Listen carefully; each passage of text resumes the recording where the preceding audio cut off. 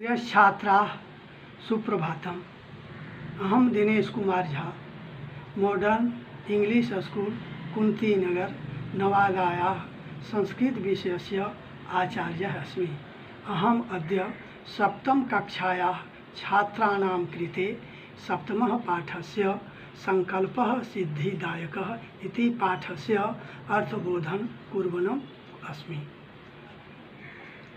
सुप्रभात बच्चों, आप लोग कैसे हैं? आशा है कि आप लोग ज़रूर अच्छे होंगे। कल हम लोग सप्तम कक्षा के छात्रों के लिए संकल्प सिद्धिदायक इस पाठ का द्रुतवाचन किए। आज हम लोग उसी पाठ का अर्थ ग्रहण करने जा रहे हैं। इस पाठ में पार्वती और शिव की कथा है। पार्वती शिव जी को अपने पति के रूप में पाने के लिए गौरी शिखर पर तपस्या करना चाहती है। माता उसे मना करती है। इस संदर्भ में देखिए क्या क्या कहानी है, इसको आप लोग ध्यान से सुने। पार्वती शिवम पति रूपेण अवांछत। पार्वती शिव को पति के रूप में चाही थी। एतदर्थम सा तपस्याम कर्तुम ऐच्छत। इसके लिए उन्होंने तपस्या करने की बात सोची।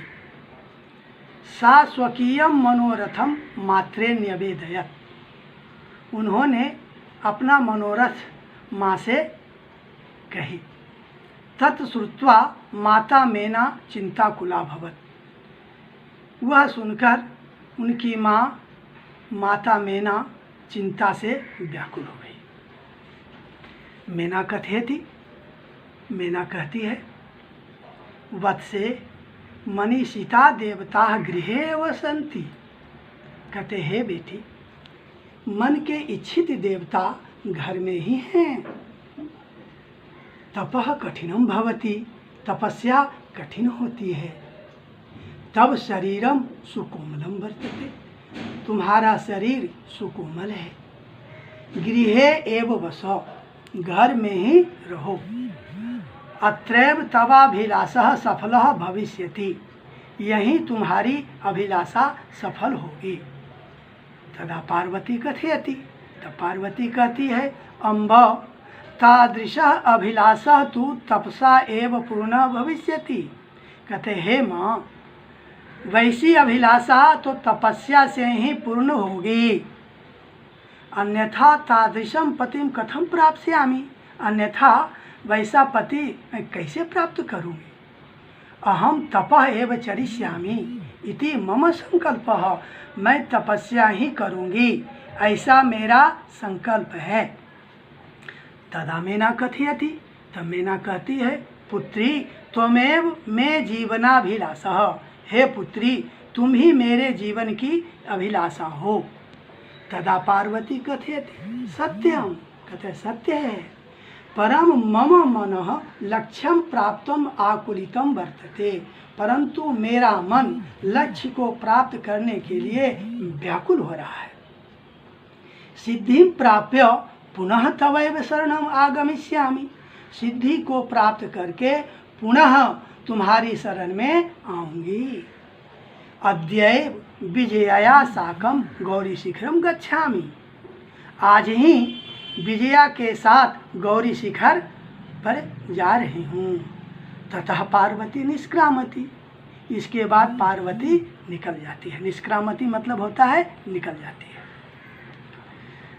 पार्वती मनसा वचसा कर्मणा च तपः एव तपति अस्म। पार्वती मन से, वचन से और कर्म से ही तपस्या में तपा करती थी। कदाचित रात्रौ स्थंडिले कदाचित शिलायाम स्वपिति अस्म। कभी रात्रि में नंगी भूमि पर तो कभी शिला पर सोया करती थी। एकदा विजया भवत। एक बार विजया बोली। तथा विजया कथयत, सखी। तो विजया कहती है, हे सखी, तपः प्रभावात हिंस्र पशुओपि तब सखाया जाता। कहते तुम्हारी तपस्या के प्रभाव से हिंसक पशु भी तुम्हारे मित्र हो गए हैं। पंचाग्नि व्रतम अपि त्वमपि अतपः, पंचाग्नि व्रत में भी तुमने तपस्या की।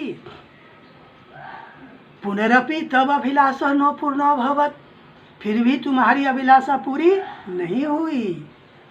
तदा पार्वती कथयति, तो पार्वती कहती है, अयि विजय, अरे विजया, किम न जानासि, क्या नहीं जानती हो, मनस्वी कदापि धैर्यम न परित्यजति, मनस्वी कभी भी धैर्य को नहीं त्यागते।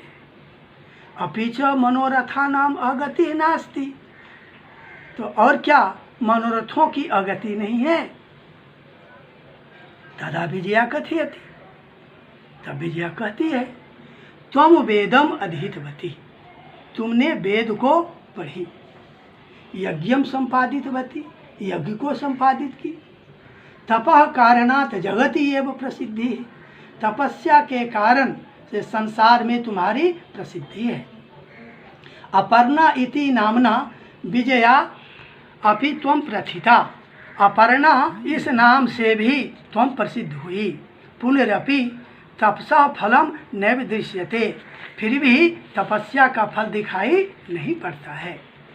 तथा पार्वती कथयति, तब पार्वती कहती है, अयि आतुर हृदय, अरे आतुर हृदय वाली, कथम त्वं चिंतिता, तुम क्यों चिंतित हो।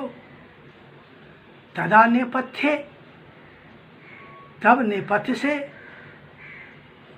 कहते अयि भो अहम आश्रम बटुः जलम वांछामि, कहते तब नेपथ्य से आवाज आती है, अयि भो, अजी मैं आश्रम का बटु, बटु माने होता है ब्राह्मण, मैं आश्रम का ब्रह्मचारी यानी ब्राह्मण जल पीना चाहता हूँ।